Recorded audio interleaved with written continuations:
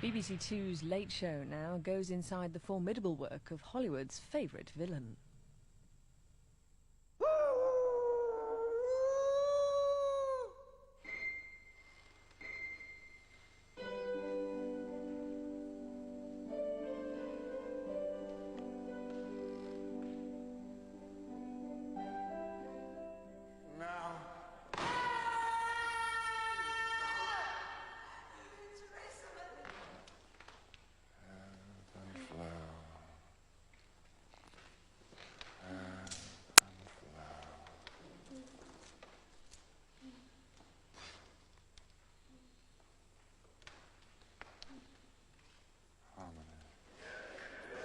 It's using the no and then the strokings that you create the right moment to go in to say, I knew you before I saw you.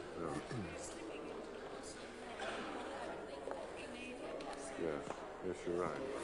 Though I thought she'd worked something out that was quite good for when you bring your hands up. It kept her going. And I thought that was working, so that if we get the first one. There's no point in working, to me, unless there's a conversation going on between the actors, the director, the script. It's the stuff of every day, is to ask questions. One isn't trying to be difficult.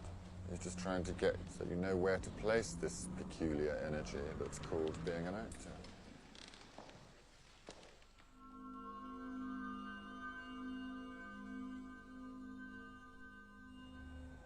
Alan Rickman's international reputation has been earned with a series of powerful supporting performances in films like Die Hard, Robin, Prince of Thieves, and Truly, Madly, Deeply. Despite the lucrative offers that have followed, he's held out until now to play his first title role, in Mesmer, written by the late Dennis Potter. For Rickman, with his meticulous approach to creating a character, the right script is crucial. The yeses and the nos are all to do, really, with script. You either want to say those lines or you don't.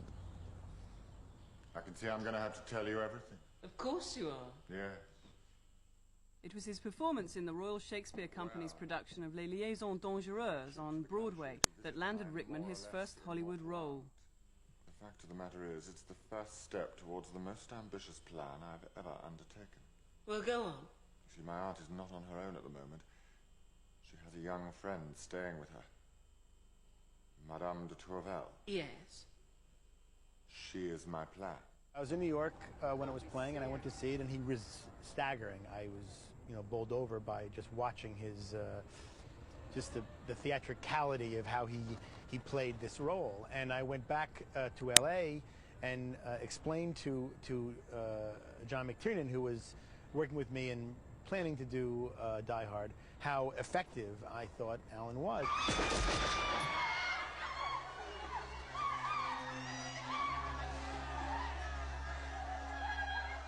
Ladies and gentlemen. Ladies and gentlemen.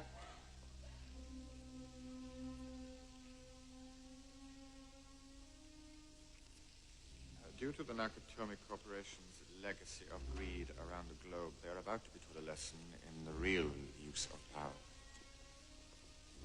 You will be witnesses. We were very, very lucky when we got Alan, because it kind of set the stage for that kind of evolution of bad guy. After all your posturing, all your little speeches, you're nothing but a common thief. I am an exceptional thief, Mrs. McLean, and since I'm moving up to kidnapping, you should be more polite. Die Hard did great things for him. It really opened up the American marketplace in terms of everybody recognizing him. And then I think what happened was Truly, Madly, Deeply balanced it out. People saw him as a great actor as well as a fantastic bad guy. Early one morning, the sun was rising. I was laying in bed, wondering if she'd change it all, if her hair was still red. Go away. Oh. The weather man says fine today. There's not a cloud to come my way, but it's raining. Raining in my heart. Oh, Jerry! Oh, God. That was a art house movie, but a very well-perceived art house movie where he was romantic and a leading man, and it showed that he could do much more than just be the arch villain. This hooded viper simply slithers into the forest. You, my room, 10:30 tonight. You, 10:45. Bring a friend. After I'd written the script and I had a certain take I was trying to go for on the sheriff, Alan read it and responded to what it was I was trying to do, the humor in particular. And we sat down and had a talk, and I could see we were both thinking along the same lines, that he didn't want to do standard fare either. And I think that's what sold it for me, that Alan wanted to take some big chances with the sheriff. Just a minute. Robin Hood steals money from my pocket, forcing me to hurt the public. And they love him for it? That's it. Cancel the kitchen scraps for lepers and orphans. No more merciful beheadings. And call off Christmas. There was talk, obviously, afterwards that scenes had been cut out and that Alan had sort of eclipsed the star and all that sort of thing. I mean, what actually happened? It's hard for me to say because at a certain point I left. My involvement ended. We don't need to get into that, but yeah, there were things taken out that Alan, I wish it had been left in because he really shone. He still shines.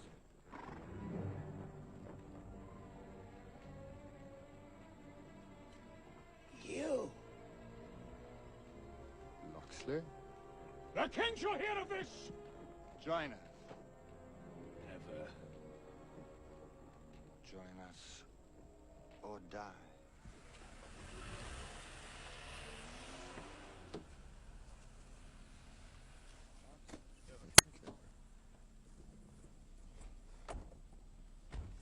Thank you, Lord. See you. Mesmer has taken Alan Rickman a long way from Hollywood, in more senses than one. The film is being made in Hungary on a tight budget, but it's the kind of shoot that allows him to get involved in all aspects of the production. It's kind of a rare mix to get something that's racy and entertaining, but it is also, hopefully, about something that ought to be being said at the moment.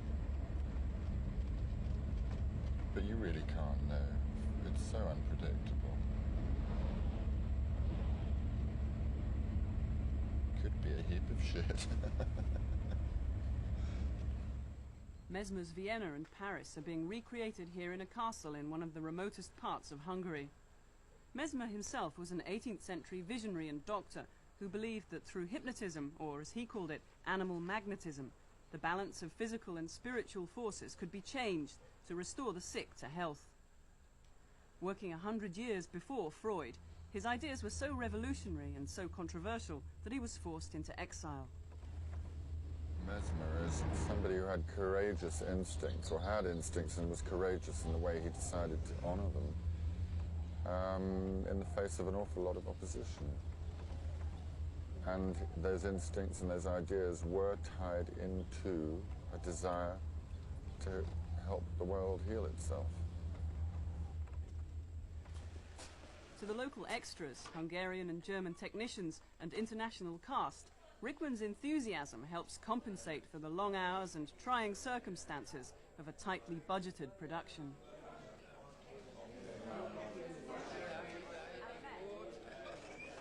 I was very fortunate when Alan came on board that he too showed a passion for the project, and indeed, I mean, he stuck, you know, through thick and thin.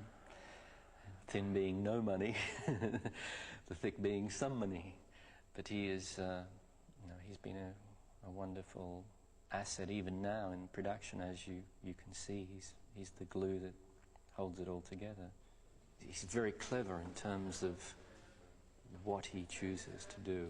And indeed, I mean, Mesmer is a tour de force for him. Thank God we have not found Miss Barch in her rollers.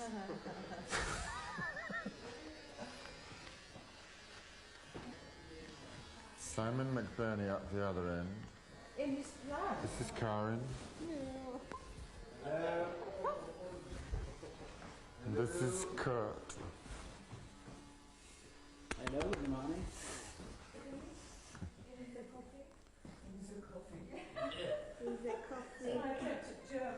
good-looking lady in boots.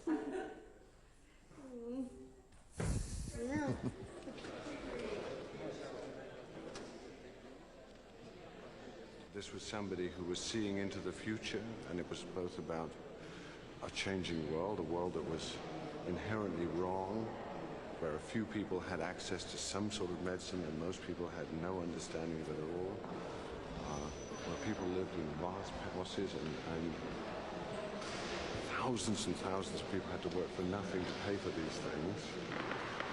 An unstable society, and he was a man who was preaching harmony. He was saying that the world was out of kilter, the world was in a state of disequilibrium, that it couldn't survive, and that illness was a part of that.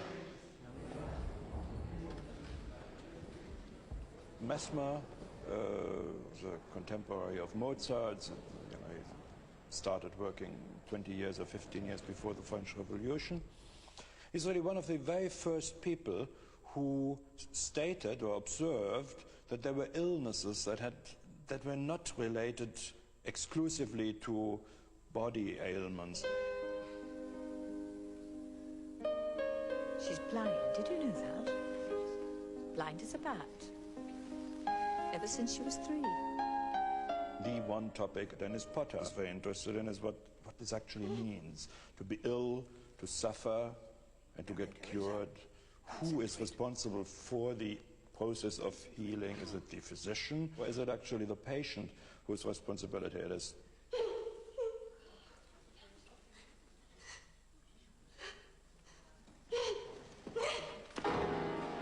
The hysteric lady Mesmer met was a blind pianist. It's almost too poetic to be true.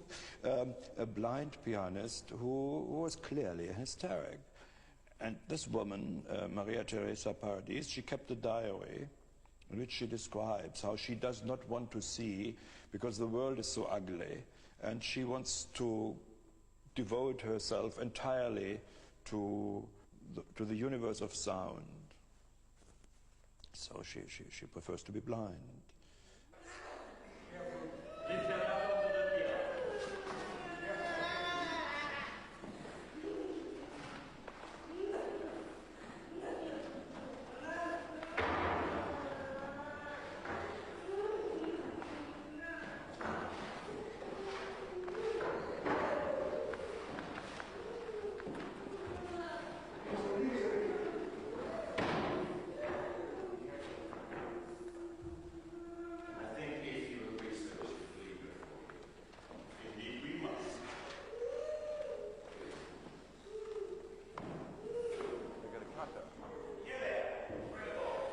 No bell.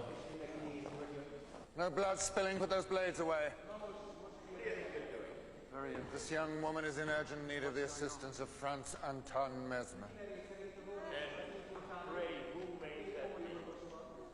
I am here. Are you aware that you're manhandling Professor Stern? Oh, get out of the way. Physician to the Empress. And what does the physician to the Empress intend to do to this young woman? Open her veins or open her eyes? Ingenhaus. Who is this man? I am a man who cures. Step aside, sis. You should never cover such an exquisite face. Mesmer, leave her alone. Trust me, you'll not be blurred. I'm going to hold your face between my hands. Would you get off? Get off! Will someone please remove this man? One moment. Don't you think there's too much physical stuff in the film? I mean, Mesmer is so powerful. But it is about, it's about the distance that power them up. Yes. You know what your territory is, and that's exactly what I've got to be seen to invade, is their territory. So I think that if you actually, as you were doing, actually push me in this sort of society, even though I don't carry a sword, this is a huge insult that requires more of a repast than I'm given to be actually a gentleman, to be shoved by a gentleman. But then play the reaction fully. If there isn't a reaction which is about no lines to come in, and I have, and Mesmer would, you know, but he is somebody who just do whatever he wants to do in these circumstances. Then the other option is to just play the... What happened yesterday was that you were pissed off and you went over to him and he brushed you away again. When we were just going through the business, it became much more physical. When we played it at full speed, you were offended because you got brushed aside, you were offended, you walked towards him and he pushed you away again. It actually did work. It's only when you try and force it into... Not try to put stuff there which isn't there in the lines. I think it's always good if an actor gets involved with the project. Alan and Roger worked very closely together, and I think it's a great collaboration between the two of them, because they never agree in the first time, but they go both ways and then they somehow get back to each other. It's happening a lot of times on the set if you watch them, that Alan says, no, I should just jump up and run, and Roger says, no, and just walk slowly, and he does it, and then Roger goes back, well, why don't you try this, jump up and run? And then they keep it, and it's just something, it's a great chemistry between the two of them, and it's good, it's working good. In the wide shot, here we can slide up. We can slide up. The more films that one does, the more you get a sense of how the camera can reflect or contradict the story that you have going on in your head, but then you've also got to set that against the way a director's vision is not necessarily yours and can take yours and reshape it and make it into something more interesting. And so that's why I don't go to rushes, but that's also why you know, like yesterday I was saying, please don't put the camera so low because it means it's already got an attitude. The ceiling is wonderful.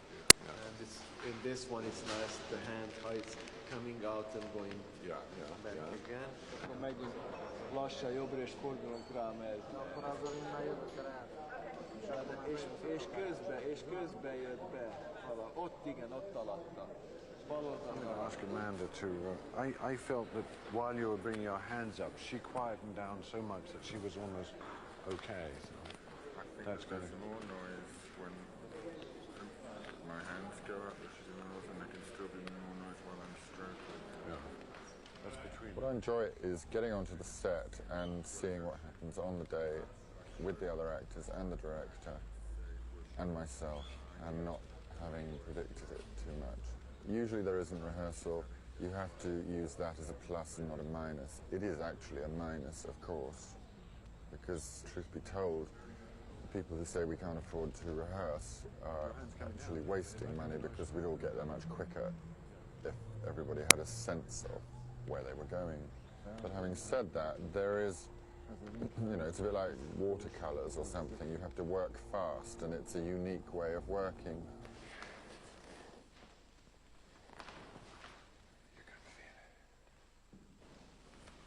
Well, at the end, it doesn't work at the end, does it? Can you...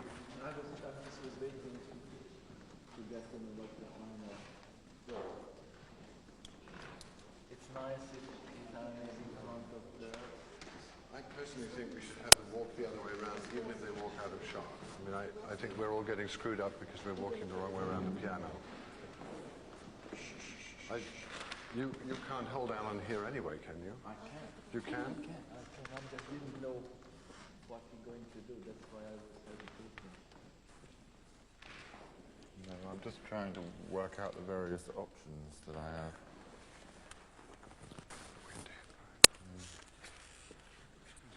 Keep it, we've got to get this before lunch. That'll be another hour. By the time we've shot 5 days, and then 4:30, and then an hour and a half.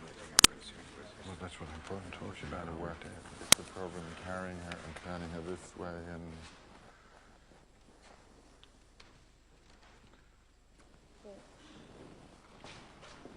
Amanda and I are kind of the bookends of the scene, but what she has to do is entirely emotional. What I have to do is almost entirely technical.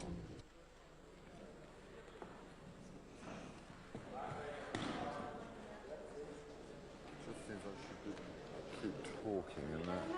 Yeah. And I have to stop. You had to stop. And I'm saying now it's flowing straight and clear into you, and I shouldn't really be moving. I should have just picked her up and got her there. And then you put her say... down. Well, I can't explain. I mean, it's just timing of lines, but...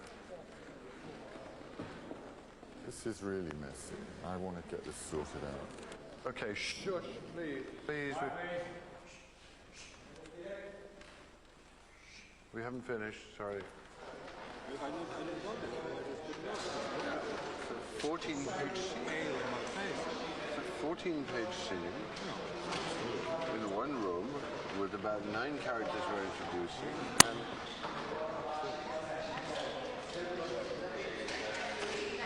are we printing out all of these takes? no, but if we only shoot 2 takes on the principal, then I print them both. We should shoot 3. For some of the carriage stuff I was yesterday were like 10 takes, this way, 10 takes that way, all of them printed. Do you want coffee? We use so much stock that I cannot even drink a coffee.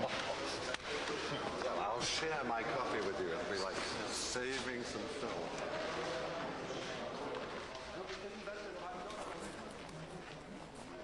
We had like 70 or 80 extras in the room playing the cream of Viennese society, and producers coming in saying, well, they don't look aristocratic enough. And you think, well, no, we're in Hungary, that's the whole point. They got rid of them.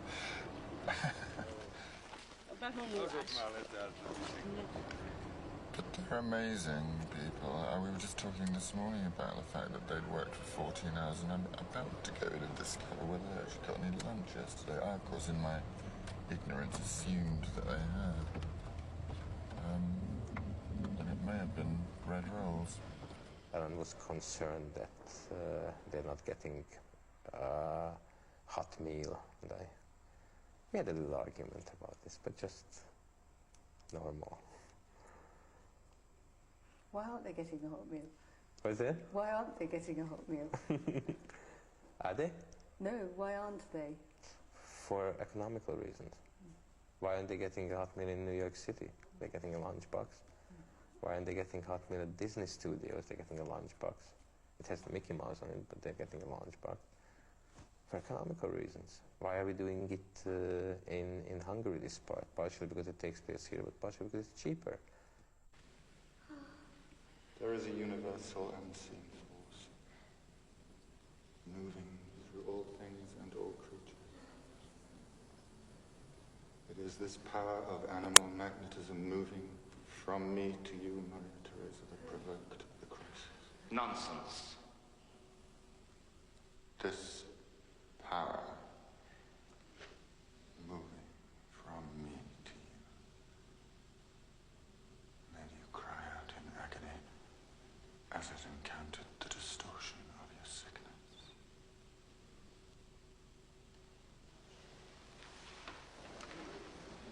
Encountered the distortion of your sickness.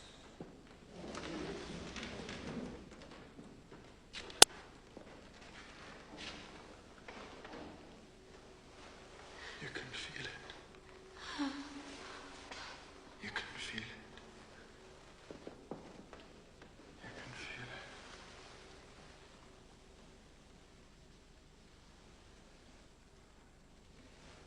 Can you?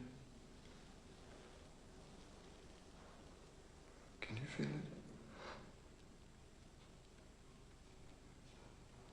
Yes. I can feel it.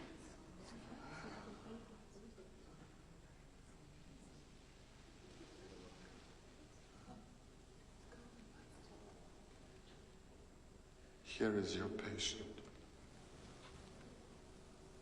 She has not been harmed.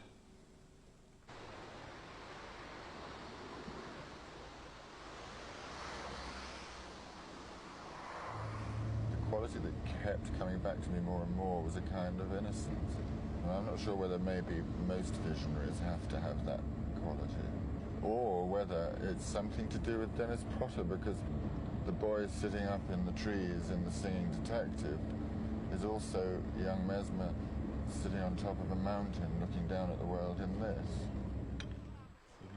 say that when he was a boy, he used to climb to the top, the highest mountain that he could find, so that he could see better. And everywhere that he looked, he could see that everything was very beautiful.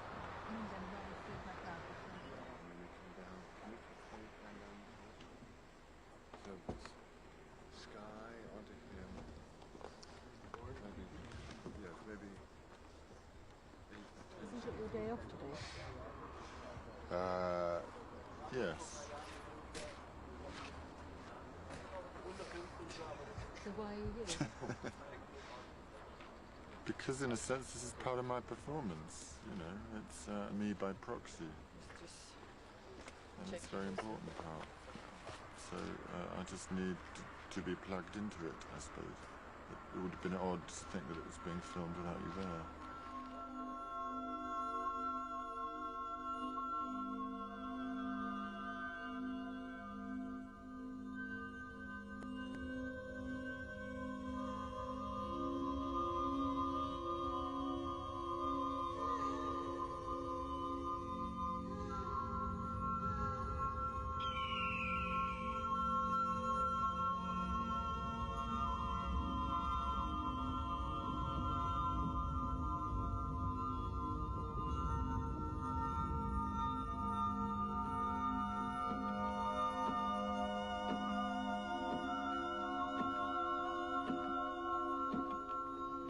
Silence partout, s'il vous plaît, on ne parle plus, on ne marche plus, merci. Silence. There was always a scene in the script with Marie Antoinette and Louis walking through the grounds of their little home, and for quite a while it was perhaps not going to be included. A particular expense for a scene that lasts one page, but it just seemed to me and to Roger and eventually to everybody else that it was crucial. It's certainly the last day of shooting, and then Roger goes off to LA with his cans and sits in the editing room and starts post-production. But I've finished speaking. So, again, I mean, you're not actually in this scene. No, but I don't know what it is. It's a kind of wanting to be there when the lid is put on a box, I suppose. And also because I fought quite hard to get the scene into the film. We're going to do a single on him and then a single on you. Mm-hmm. And your cream puff will be off camera. We're not going to start shooting until you're off frame. So you don't actually need to. You can do this one without a cream puff if you can manage. Lovely. Would you humour me and do one when you're on her, where she plays no reaction whatsoever to having said the most famous line in the world? Yes. Let them eat cake.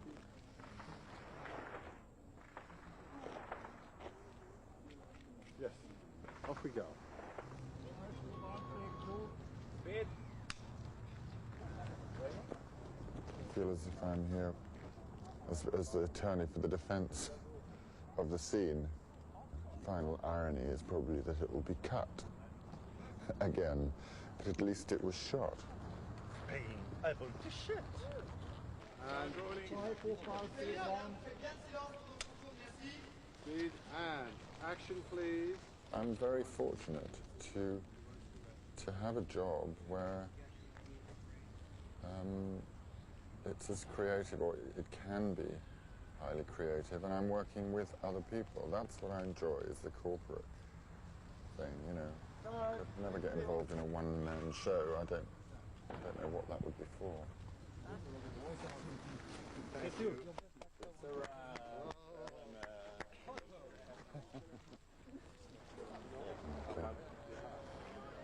But we need Carl live. Carl! It's the most difficult shoot of my life. I've never had something like this in my life. We had every problem we can have in a movie. And every single problem we can have in a movie. Some of that I don't want to talk because it's between us. Some of them are just normal film problems, but they all happened on this movie. All. Losing locations, losing actors. It's a lot of struggle. It's a real struggle. But I hope it's worthwhile. Ah, merci. A film, for better or for worse, always takes on a life of its own. It's a very strange thing, and that has already happened with this film. It's already its own animal. And so now, you know, all we can do is to make it the healthiest and fittest and freest animal that it can be, which involves, you know, our individual ideas about how to do that, but somewhere in there it is what it is, and it's breathing for itself now. Do you think there's anything that might smother that? Yes, external pressures to do with selling it, distributing it. Whether there are some powerful individuals involved in that process who don't themselves listen properly or watch properly the piece of work itself and what it has to say, but they kind of want it to say something else in order for them to be able to do their job in the way they think they want to do it. That could smother it. Filming may be over, but now the film has to be sold, and Rickman still has to perform for the marketing men. So this is the beginning of our selling season, and what this represents is a coming together of all the world's buyers. Everybody flies in, and for a very intense period of 7 days, we, the sellers, show what we have, and that is a combination of posters on the wall, cassettes and everything, or if we're lucky, a completed film. I'm worried that our film's in amongst all this crap, too. The producers feel that the AFM requires my presence in order to secure distributors and foreign sales for the film. So I guess we're here as a sort of special offer. Okay, so this is with Alan Rickman, and you remember him from Die Hard, and he also was the Sheriff of Nottingham in Robin Hood, Prince of Thieves. And then in here it tells you about Mesmer. Remember, he was the gentleman from Vienna who worked with hypnosis. He is A film like Mesmer, which we presented to the world for the very first time at Cannes of last year, where we were able just to make an announcement. At that stage, all people had to go on was the script and the elements of Roger Spottiswoode and Alan Rickman. Now that in itself, of course, was interesting, especially with a screenplay by Dennis Potter, but the buyers needed to see something more, because we're not dealing with Arnold Schwarzenegger here, we're not dealing with Van Damme, we're not dealing with one of those pure, what they call pre-sellable items. So, generally speaking, the presence of a star in a marketplace is immensely important, and it can make the difference between a film taking off or not taking off at all. This time you are well romantic. Oh, he's very romantic. Yeah, that much is true. Ladies and gentlemen, good evening. My name is Ian Scora, and on behalf of Mayfair Entertainment and the producers, I'd like to welcome you to this, the very first screening of Mesmer. And it gives me very great pleasure to introduce you to Roger Spottiswoode, Alan Rickman, and Amanda Ooms. So it's an early section of the film. It takes place in the late 18th century, and I think that's about all there is. I'm sorry it's such a mess. I'm sorry it's so scratched, and it's a genuine work in progress.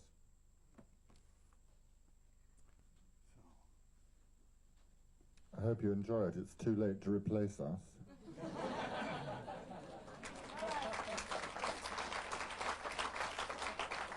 When I touch the magnet, when I do, what I alone can do, then you will feel it coursing through you. The preview screening is the first time that Alan Rickman has seen an edited version of the film. Having been excluded from the cutting room, he's concerned that the production might not live up to the intensity of his own vision of the part. Women in film film festival. It's just that I had this phone call this morning. It was very interesting to just listen to him talking about what works, what doesn't. What did he? And he was very forthright with you, obviously. Yeah, and he just says that you know, you're watching a film and you just think, well, we just don't get to know this person enough, and we don't see enough sides of him. You leave the cinema thinking, well, who was that? Something's got to be done while there's an opportunity. Or at least. I don't know that I'm concerned that it will be a success. I'm just concerned that it's a reflection of my work. It's been a long journey, and it's been a complicated one, and it's been a tough one, and I'm still in there, you know, with the boxing ring is still up, and I haven't been knocked out yet, and so I'm still in there. So it's just a practical thing. You know, you always want the work that you're involved in to be as good as it can be. And there always seems to be a conversation about that. The diagnosis. Maybe it's just tenacity or something. Never really wanting to let go. That's a thing that one should do more often, is let go, I think. You see before you the conductors of my path. Don't be frightened if you swoon away. Don't resist. Let it caress you, whisper to you, murmur to you as the force in me comes flowing into your flesh, your nerves, your bones. Take hold. Hold the ropes.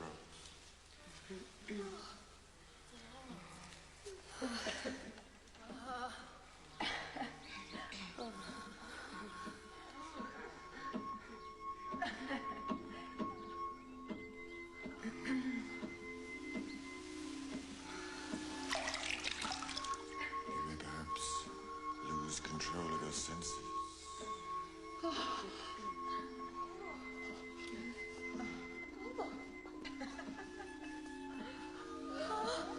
be alarmed.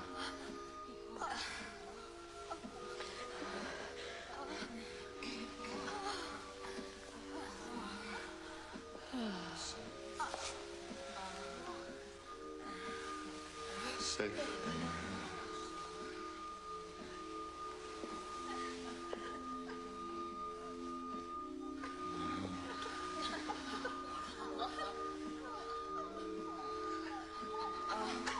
Put the rods on whatever part of your body ails you.